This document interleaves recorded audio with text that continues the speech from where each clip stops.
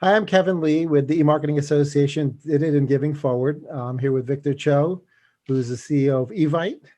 And thanks so much for joining me, Victor. Oh, my pleasure. Evite, obviously a lot of folks associate Evite with in-person events, but you've started to pivot into sort of the new normal. So before we jump into the marketing related questions, I'd love to hear what's up with the platform and what you've got cooking.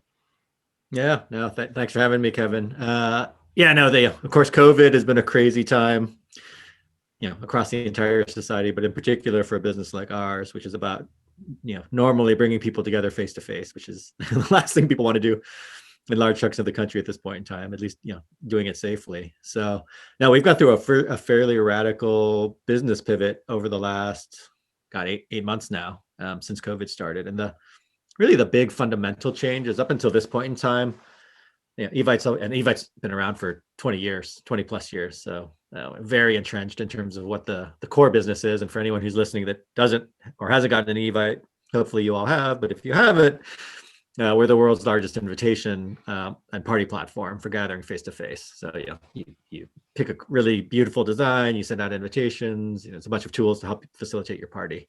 But again, before COVID, all face to face. So when COVID hit in the spring, we realized, wow, parties are going to be fundamentally impacted for quite a while. And how do we stay relevant? How do we keep our purpose relevant in that time? And let me go there. Our purpose isn't to make the world's biggest invitation service, right? Our purpose is actually to bring people together in meaningful face-to-face connection. And we realized, okay, well, if we can't do that face-to-face, can we do that virtually? Can we do that through other services and tools? So we launched actually a slew of product enhancements back in the spring.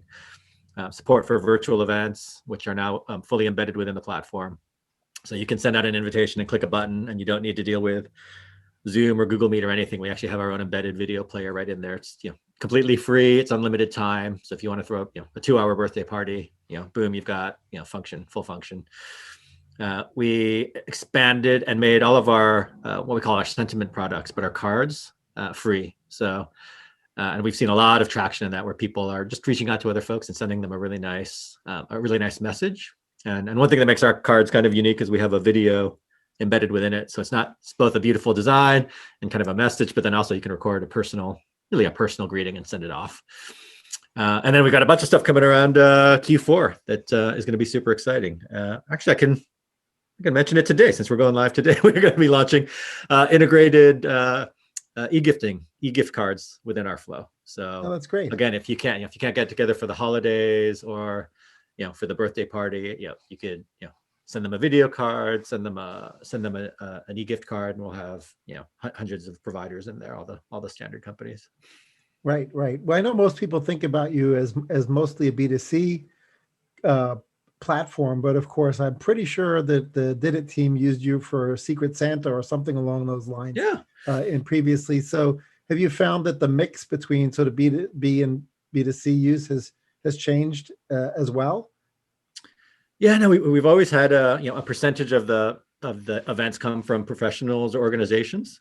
And depending on the time of year, it actually fluctuates. So during like Q4, this is a heavy up period where the consumer really, between Halloween and Thanksgiving and Christmas, normally you would see like a big lift on the consumer side of the world. So no, it's kind of bumped around, but no, I'd say every single category, depending on what it is, has had varying degrees of impact in terms of virtual, going to virtual versus not.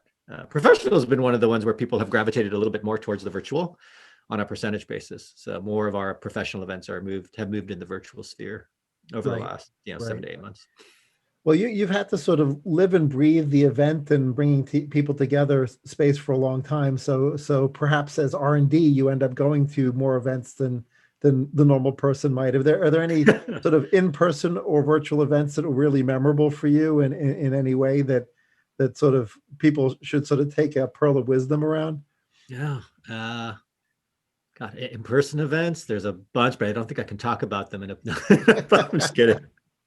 There's a really cool virtual event that we threw. So one of the core features we added within Evite, and we did this years ago, 3 or 4 years ago, is the ability to have one-click donations. So again, pre-COVID, the vision was fairly simple. It's like, hey, instead of throwing a birthday party and having a mountain of kids presents show up for your kid, like maybe you want to donate that party to a cause that your kid cares about. And Right. we saw people doing that actually, but they were hacking it together with things like PayPal. So you'd see the invitation going out, which is like, hey, please don't send any gifts. Instead, we'd like you to donate to St. Jude's. Here's the link. But again, all hacked in by the user. And so we actually really embedded that with a one-click experience 3 or 4 years ago. And as a result of that, we've now generated over $20 million in donation flow for various causes. And we don't take any cut of that. Of course, the credit card transaction fee goes, but all of the dollars flow to the nonprofit. So it's not a money-making engine for us. It's really just the right thing to do. But long story short, we did a celebration around when we hit that 20 million mark, and we did this really cool virtual event where we brought a couple of the CEOs and executives from some of the nonprofits that we had supported. We brought our team together. We brought our partner team, a company called Pledgeling that powers a lot of the nonprofit infrastructure. And ironically, or funny enough, we had a magician friend of mine named Kevin Lee, but not Lee. It's Li. He's really good. And so we did this kind of mixed virtual celebration, magic show. It was really, really cool. That was one of the more memorable virtual events that we've done recently. Right. So, I noticed you added a lot of language around safety, right? With regards to so you could technically still use your platform to do an in-person event, but it seems like you're really taking seriously your responsibility to sort of message around that. Was that sort of an immediate unanimous decision when COVID hit, that sort of everyone said, okay, this is the direction we go? Or was it initially more nuanced? No, I think that was a pretty straightforward one. That I think it came up from our marketing team, and of course it took me a microsecond to say, yep, that's the right thing to do. So now we have prominent links to all the CDC kind of guidelines and posts throughout the site. Our general take is we want people to be as informed as possible, and you can still come together, right, if you take the right precautions. There are, it's a little bit harder, over the last 2 weeks, but there have, over the last 8 months, there definitely have been ways you could come together and actually celebrate, right, safely, social distanced. And so, a lot of our energy throughout this whole COVID period has been in educating folks on interesting ways that you can do that. Right. And funny enough, a lot of it is just sharing what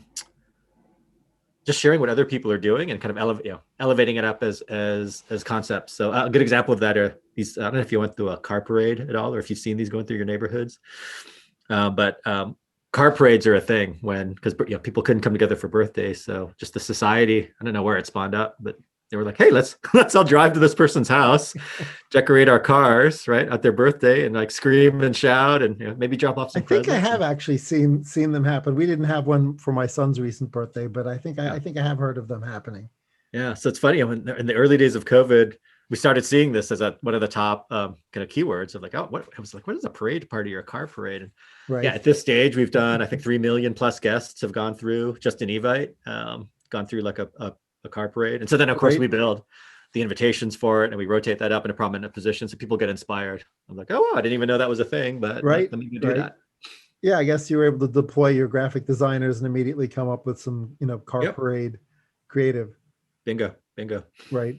Do you have any upcoming creative to highlight some of your newer product launches, like the gift card integrations and some of the other things that you've got coming on in Q4?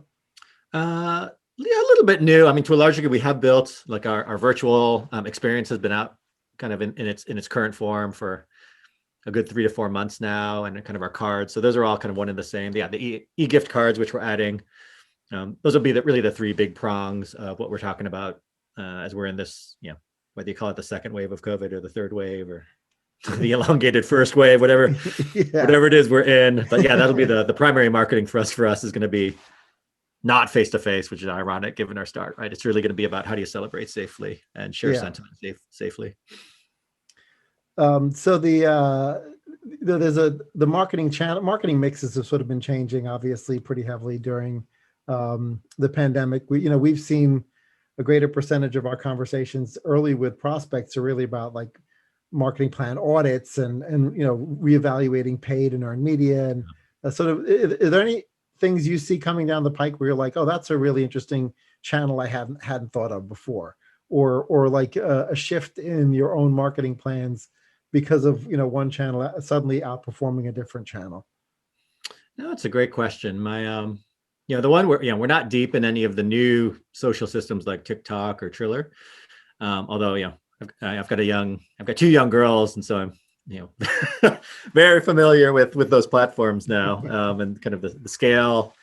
The scale and the usage is just off the chart. So that's one where we haven't dabbled in. That's a slightly younger demographic than our typical customer, someone who's a little bit older, late 20s, about to get married, or has kids and kind of throwing parties. So Right. I would say as those channels start to creep up like Snapchat did, right, and into the older and older demographics, that might be something that we go explore.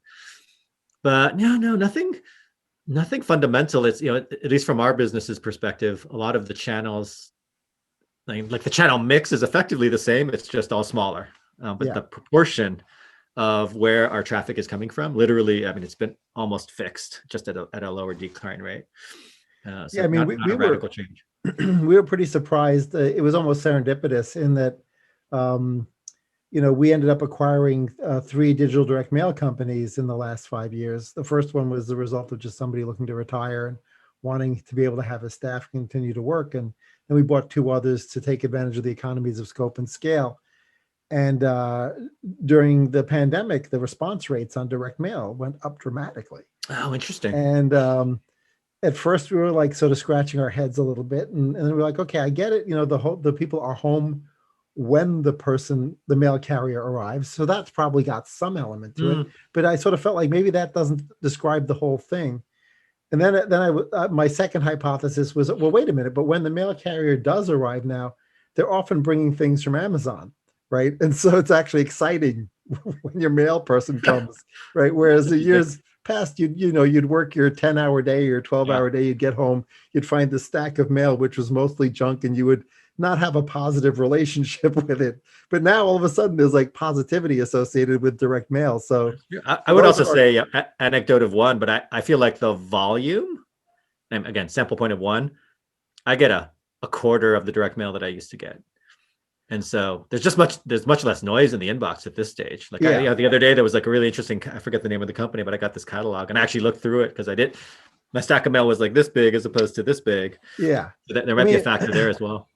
That was the reason we made the acquisitions in the first place, was because when we looked at the data, it seemed like there had been a thinning out of the inbox in general, the postal inbox, as opposed to the spam, email spam box, which is fuller than ever. Right. So we thought, okay, this sort of fits, and the hyper personalization of it, the ability to custom create, something on an individualized basis beyond the name and address, was sort of like, hey, that's the same as dynamic creative optimization in a banner. It's just on paper, right? So this is sort of cool. And we had no idea we'd sort of see a phenomenon where we actually saw a spike over and above that trend that we had jumped on 4 or 5 years ago. So, direct mail, who would have thought? Like, it's that's old great. school. Yeah. Are there any channels that you think are sort of overhyped, where you're thinking to yourself, like, the brand messaging would be lost in this channel for marketers, but yet they think it's a shiny object and they want to? We did so in when COVID first hit, I'm sure your audience probably has read about this. The cost in a lot of the online channels went way down just because everybody flooded out for a little bit, and so. At the time, we were pushing. We actually have going back to your question around businesses. We actually have a small business and organizational offering for Evite called Evite Pro. So it's a $249 yearly subscription. You can throw much larger parties. There's better tracking and analytics. And we were basically launching it. And so we actually put a pretty big salvo out. This was a little bit before COVID, so more in the fall. And at the surface, it looked like it was really, really positive. But once we went and did, slightly deeper digging in terms of attribution, it turned out not to be quite as good. So that was kind of on the professional side. And then during COVID, when we launched our virtual product, we also did a very hardcore push into virtual. And I remember this vividly because we were looking at the attribution and the response data from Facebook. This was a Facebook ad campaign. And at the surface, I was like, oh my God, this is great. Like we can go spend millions of dollars and make money. but we weren't seeing the results show up in actual events. And there was a mismatch. I was like, well, this can't possibly be right. So then we actually did a much more sophisticated attribution test where we held out some real control groups to understand how much of this activity was literally just Facebook's pixel picking up an attribution that was going to happen anyway. And like 95% of it was going to happen anyway. Maybe like 99% of it was going to happen anyway. So literally it was this huge waste of money. Right. But if you didn't have the sophistication to do that attribution tracking, you would have thought, it's like, hey, this is an awesome ROI. So that'd be my one comment is these, to the extent that you've got like a large brand footprint already, less so if you've got a smaller business that's just cutting through the noise, but someone like us where you've got, a couple 100 million people that are coming to visit, the attribution dynamics get really important in terms of channels. That's probably a common theme across most of our sort of slightly more sophisticated clients, is that they really want to understand the marginal impact, right? Yeah. The incrementality of everything that we do, and not just say, oh, this pixel fired and therefore it belongs in this bucket, right?